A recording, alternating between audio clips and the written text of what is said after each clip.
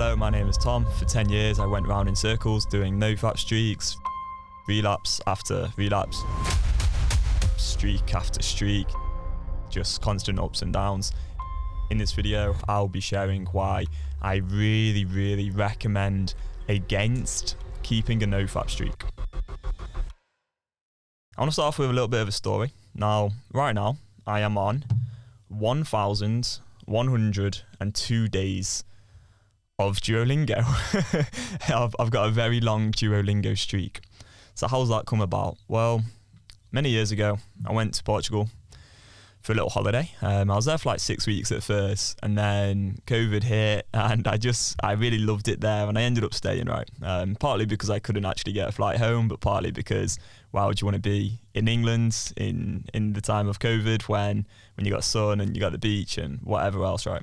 So I stayed there, made quite a few friends. It was really good. And there's one guy called Zare who kind of called me out for my lack of Portuguese. And he tried to teach me a little bit, and that was really kind. And I did learn quite a bit from him.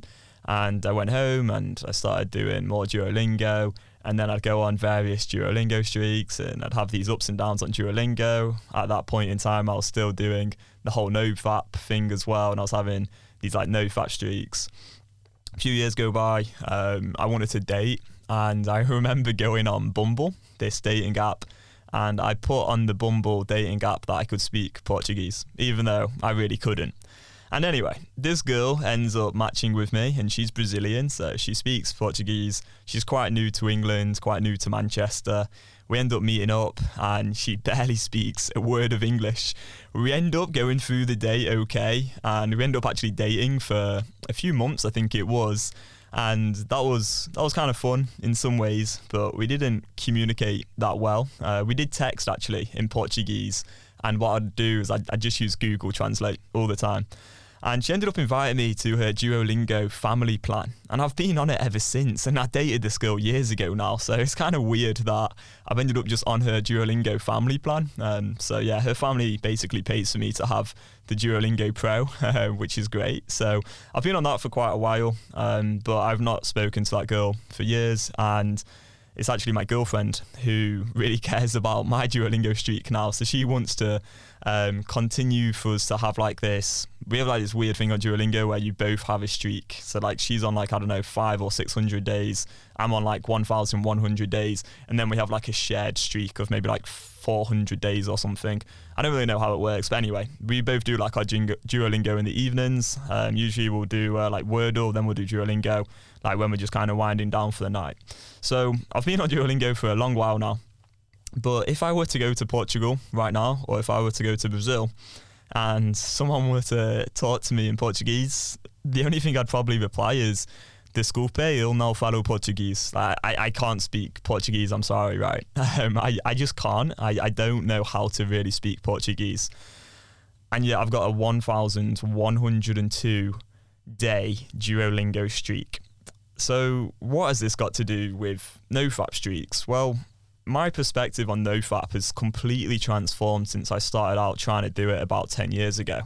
The way I see things now is that what we need to do is almost install a new way of thinking. Like we need to have the right education, learn a lot about the ways in which a part of our mind gets us to relapse, and then learn how to actually deal with that very head on, very directly, think through that choice and make a rational decision in that moment of compulsive desire.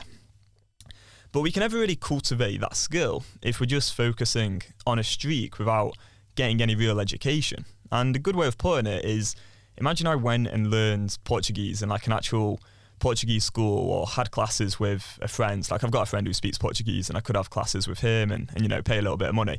If I were to do that for just 1 month of actually intensively learning Portuguese, I know with complete certainty I would learn more in that 1 month than I would doing a 1,102 day Duolingo streak.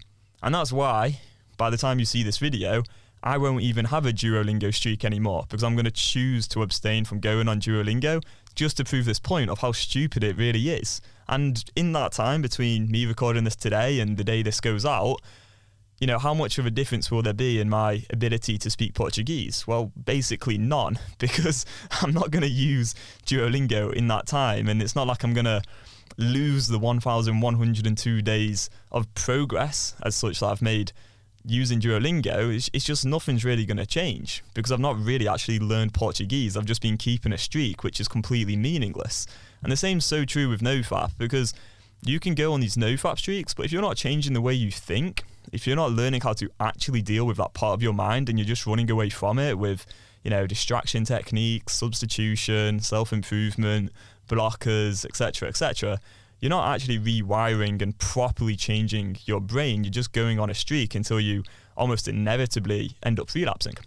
And, what's been really interesting for me is I've worked with quite a lot of guys now who have gone on years, like 1 year and 2 year, 3 year NoFap streaks, and then they've relapsed. And what I've heard a lot of these guys say is even during those times, in some ways, sometimes they felt a little bit more confident or they liked being on the streak, sure. But a lot of the time, these guys felt like they were just constantly using willpower, and this problem was just going on repeat in their minds, and they didn't really feel free. They didn't really feel in control of themselves because they hadn't been taught how to actually deal with that part of their mind directly. And so they were always sort of running away from themselves without actually facing the problem head on. And a lot of these guys, they obviously ended up relapsing, and that's how they ended up working with me and Mary. So all to say, these NoFap streaks, they're very, very misleading. They can make us feel like we're making progress, but it really is just an illusion, because unless we learn how to deal with that part of our mind that wants us to engage in the compulsive behaviour, unless we actually feel genuinely in control of ourselves and we have that complete self-trust that we're never going to get out of control and relapse, then the whole NoFap streak, it isn't actually going to be that useful. A bit like if I went to Portugal or Brazil right now, all this this time on Duolingo, it won't have actually been that useful because I've not actually really changed my neural pathways when it comes to learning how to speak Portuguese, just as people doing NoFap streaks haven't actually learned how to change their neural pathways when it comes to dealing with the addicted part of the mind.